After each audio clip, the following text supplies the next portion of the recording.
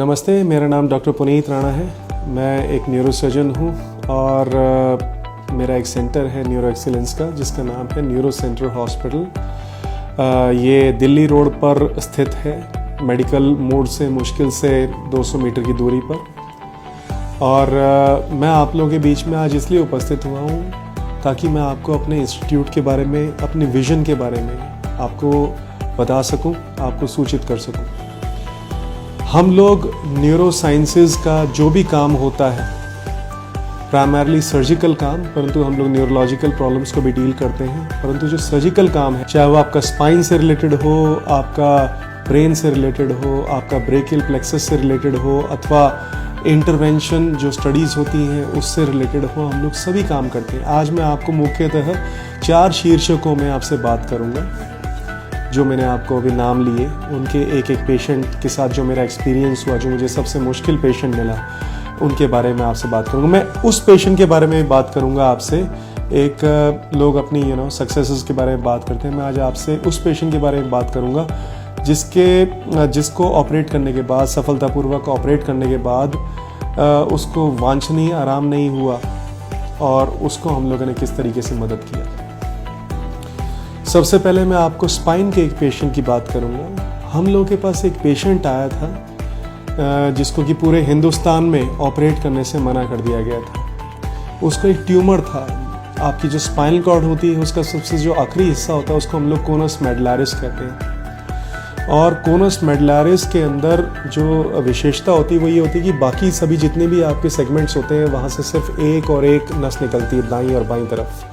परंतु ये एक ऐसा हिस्सा है जहाँ पे आपका वॉल्यूम भी कम है, जो आपकी स्पाइनल कॉर्ड का, और यहाँ से दर्जनों ही नसें निकलती हैं आपकी, जो आपकी टट्टी पेशाब को कंट्रोल करने वाली नसें हैं, जो आपके पाँव को कंट्रोल करने वाली नसें हैं, सभी यहीं से निकलती हैं। तो यहाँ पे जो है इस इलाके में ऑपरेट करना बहुत ही दूभर होता है, बहुत ही दुश्वार होता है। इस हिस्से के भी अंदर जाके, जिसको हम लोग अंग्रेजी में इंट्रामेडुलरी ट्यूमर कहते हैं, वो इस व्यक्ति का ट्यूमर था। और इसकी जो दुनिया है बिल्कुल अपसाइड डाउन टर्न हो गई थी पिछले कुछ हफ्तों में ही इसका एक एक करके जो है पाँव की जो मसल्स हैं काम करना बंद कर दी, और इसके लैट्रिन पेशाब के ऊपर से कोई कंट्रोल नहीं रहा। इसकी जो नाभि है, इससे नीचे इसको कोई छूने का एहसास नहीं था, काटने का एहसास नहीं था। ये हमारे पास जब आया तो सिर्फ इसका जो है लेफ्ट पाँव का अंगूठा थोड़ा सा हिलता था, और इसको हिंदुस्तान में किसी भी डॉक्टर ने ऑपरेट करने से मना कर दिया था, बिकॉज उन लोगों को ये लगता था कि इसके अंदर कोई इम्प्रूवमेंट नहीं होगी। ऐसा हमें भी लगता था। हम लोगों ने फिर भी इसको जो है ऑपरेशन के लिए लामबद्ध किया, ये बताकर कि ऑपरेशन हम लोग कर देंगे सक्सेसफुली, और लेकिन इसमें इम्प्रूवमेंट कितना होगा ये क्वेश्चन मार्क है। तो हम लोगों ने इस पेशेंट को ऑपरेट किया। इसका सबसे पहले हम लोगों ने 3 हड्डियां निकाली, उसके बाद इसकी जो है ड्यूरा को जो है खोला गया, जो आपका कोनस मेडुलरिस है उसके अंदर काटा गया, उसको फैलाया गया, और तब जाके उस ट्यूमर को हम लोग निकाल के आए।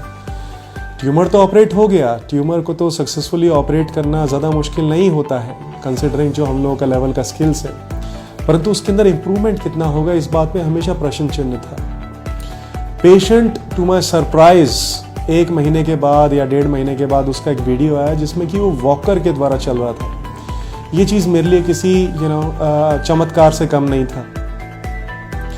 तो इस पेशेंट को ऑपरेशन करने के बाद जो है हम लोगों को ऐसा लगा जैसे कि हम लोग कोई भी ऑपरेशन जो कमर का हो, चाहे वो आपका ड्यूरा के अंदर है, बाहर है, यहाँ तक स्पाइनल कॉर्ड के अंदर है, और कोनस मेडुलरिस जैसी एक खतरनाक जगह पे है, हम लोग इस चीज़ का इलाज करने में पूरी तरह सक्षम है, क्योंकि हम लोग जो है उच्चतम तकनीक का इस्तेमाल करते हैं, जिसमें हमारा माइक्रोस्कोप है, जिसमें हमारा सोमैटोसेंसरी जो आपकी न्यूरोफिजियोलॉजिकल मॉनिटरिंग होती है वो है, और हम लोग जो है ब्रेन स्टेम, जो आपका सबसे खतरनाक हिस्सा होता है स्पाइनल कॉर्ड की बिगनिंग में, जो आपकी C1 होती है, उससे ऊपर ये हिस्सा होता है जहाँ पे आपकी जीवन की जो जिसे कहते हैं वाइटल प्रणालियाँ हैं, जैसे आपका सांस लेना, आपका धड़कन का कंट्रोल, ये सब यहाँ से कंट्रोल होता है। हम लोग वहाँ पे भी ऑपरेट करते हैं।